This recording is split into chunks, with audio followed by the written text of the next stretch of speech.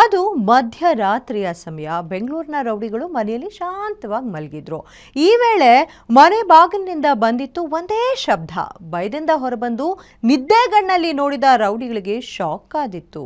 ನಿದ್ದೆಯು ಮಾಯವಾಗಿತ್ತು. ಅಷ್ಟಕ್ಕೂ ಏನಾಯ್ತು ಅನ್ನೋದನ್ನ ನೀವೇ ನೋಡಿ. ಬೆಂಗಳೂರಲ್ಲಿ ರೌಡಿಗಳ ಮನೆ ಮೇಲೆ ಪೊಲೀಸ್ ದಾಳಿ.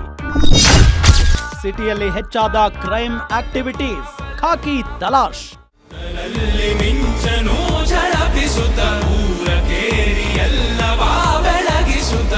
ಸಿಲಿಕಾನ್ ಸಿಟಿ ಬೆಂಗಳೂರಿನಲ್ಲಿ ದಿನದಿಂದ ದಿನಕ್ಕೆ ಅಪರಾಧ ಪ್ರಕರಣಗಳು ಹೆಚ್ಚಾಗ್ತಿವೆ. ಎಲ್ಲೆಂದರಲ್ಲಿ ಸರಗಳ್ಳತನ, ದರೋಡೆ, ಡಕಾಯತಿ ಸೇರಿ ಪುಡಿ ರೌಡಿಗಳ ಹಾವಳಿ ಹೆಚ್ಚಾಗಿದೆ. ಹೀಗಾಗಿ ನಗರದಲ್ಲಿ ತಡರಾತ್ರಿ ಏಕಕಾಲದಲ್ಲಿ 10 ವಿಭಾಗಗಳಲ್ಲಿ ಎಲ್ಲಾ ಪೊಲೀಸರು ಮುಂಜಾನೆವರೆಗೂ ರೌಡಿಗಳು ಹಾಗೂ ಕ್ರಿಮಿನಲ್ ಹಿನ್ನೆಲೆ ಉಳ್ಳವರ ಮನೆಗಳಲ್ಲಿ ತಲಾಶ್ ನಡೆಸಿದ್ದಾರೆ. ಆದರೆ ಮಾದಕ ವಸ್ತುಗಳು ಮತ್ತು ಮಾರಕಾಸ್ತ್ರಗಳು ಪತ್ತೆಯಾಗಿಲ್ಲ ಎನ್ನಲಾಗಿದೆ. 1500 ಜನ ಚೆಕ್ ಮಾಡಿದ್ದಾರೆ ಅವರು ರೌಡೀಸ್ಗೆ. ಆ ಪೈಕಿ ಮೋರ್ ದೆನ್ 400ಕ್ಕಿಂತ ಜಾಸ್ತಿ ಎಮೋಬಿಸ್ ಚೆಕ್ ಆಗಿದೆ. ಮತ್ತು 127 ಕೇಸಸ್ ರಿಜಿಸ್ಟರ್ ಆಗಿದೆ ಅವ್ರ ಮೇಲೆ. ಆಮೇಲೆ ಕೆಲವು ವಾರಂಟೀಸ್, ಅವರು ವಾರಂಟ್ ನಾನ್ ಬಿಲೇಬಲ್ ವಾರಂಟ್ ಪೆಂಡಿಂಗ್ ಇತ್ತು, ಅದು ಎಕ್ಸಿಕ್ಯೂಟ್ ಆಗಿದೆ. ಇದು ನಮ್ಮದು ಒಂದು ಸರ್ಪ್ರೈಸ್ ಒಂದು ಚೆಕ್ ಇತ್ತು. City police commissioner Seemanth Kumar ಸಿಂಗ್ರ ಸೂಚನೆ ಬೆನ್ನಲ್ಲೇ ಪೂರ್ವ ವಿಭಾಗ, ಪಶ್ಚಿಮ ವಿಭಾಗ, ಕೇಂದ್ರ ವಿಭಾಗ, ಉತ್ತರ ವಿಭಾಗ, ದಕ್ಷಿಣ ವಿಭಾಗ, ಈಶಾನ್ಯ ವಿಭಾಗ, ಆಗ್ನೇಯ ವಿಭಾಗ, ಎಲೆಕ್ಟ್ರಾನಿಕ್ ಸಿಟಿ ವಿಭಾಗ ಮತ್ತು ನೈಋತ್ಯ ವಿಭಾಗದಲ್ಲಿ ಡಿಸಿಪಿಗಳ ನೇತೃತ್ವದಲ್ಲಿ ಕಾರ್ಯಾಚರಣೆ ನಡೆಸಲಾಗಿತ್ತು. ಪ್ರತಿ ವಿಭಾಗದಲ್ಲಿ 150ಕ್ಕೂ ಹೆಚ್ಚು ರೌಡಿಗಳ ಮನೆ ಮೇಲೆ ದಾಳಿ ನಡೆಸಲಾಗಿತ್ತು. ಈ ಮೂಲಕ 800ಕ್ಕೂ ಹೆಚ್ಚು ಮಂದಿಗೆ ಬಿಸಿ ಮುಟ್ಟಿಸಲಾಗಿದೆ. ಆದರೆ ಕೆಲವರು ಅಪರಾಧ ಪ್ರಕರಣಗಳಲ್ಲಿ ಭಾಗಿಯಾಗ್ತಿಲ್ಲ, ಬೇರೆ ಕೆಲಸಗಳನ್ನ ಮಾಡುತ್ತಿದ್ದೇವೆ ಎಂದಿದ್ದಾರೆ.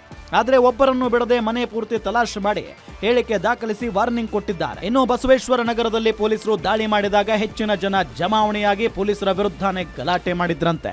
ಡ್ರಗ್ಸ್ ತಗೊಂಡಿದ್ದ, ಸೇವನೆ ಮಾಡಿದರೆ ಅದರದ್ದು ಕೂಡ ರಿಪೋರ್ಟ್ ಬಂದಿದೆ. ಇನ್ನು ಹಲವಾರು ರಿಪೋರ್ಟ್ ಬರಲಿಕ್ಕೆ ಬಾಕಿ ಇದೆ. ಕೆಲವೊಂದು ಲಾಡ್ಜಸ್ ಅಂದ್ರೆ ಇದು ಬಾರ್ಗಳ ಮೇಲೆ ಕೂಡ ಇಲ್ಲ, ಪ್ರತಿಯೊಂದು ಬಾರ್ ಅಂಡ್ ರೆಸ್ಟೋರೆಂಟ್ ಅಂದ್ರೆ ನಮ್ಗೆ ಕೆಲವು ಮಾಹಿತಿ ಇತ್ತು. ಕೆಲವು ಕಡೆ ರೌಡೀಸ್ ಅವರು ಇದ್ದಾರೆ. ಸೊ ಅಲ್ಲಿ ಎಲ್ಲಿ ಸಂಬಂಧಪಟ್ಟಿದೆ ಅಲ್ಲಿ ಮಾಡಿದ್ದೀವಿ. ಬೇರೆ ಯಾವುದು ಉದ್ದೇಶಕ್ಕೋಸ್ಕರ ಅಲ್ಲ. ಒಂದೇ ಉದ್ದೇಶ ಅಂದರೆ ರೌಡೀಸ್ ಚಟುವಟಿಕೆ ನಾವು ಕಂಟ್ರೋಲ್ ಮಾಡಬೇಕು. ಜೊತೆಗೆ ಅವ್ರ ಮೇಲೆ ಆಗಾಗ ನಾವು ಏನು ಬೇರೆ ಬೇರೆ ರೀತಿಯಿಂದ ಅವ್ರಿಗೆ ಕಂಟ್ರೋಲ್ ಇಟ್ಕೊಂಡಿದ್ದೀವಿ. ಇದು ಒಂದು ಅದರದ್ದು ಪಾರ್ಟ್.